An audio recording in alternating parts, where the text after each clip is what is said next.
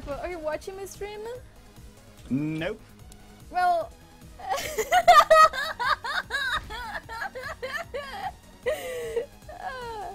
Should I forfeit if I died at this point?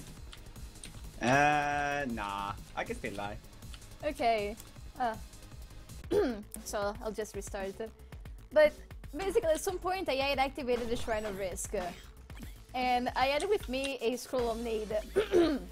And the only time when I reached the half a heart was as soon as I entered the boss room for the Necrodancer.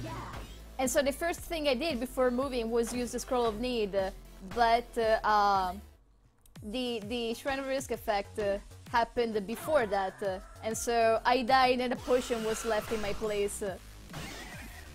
What? Wow, that's super strange.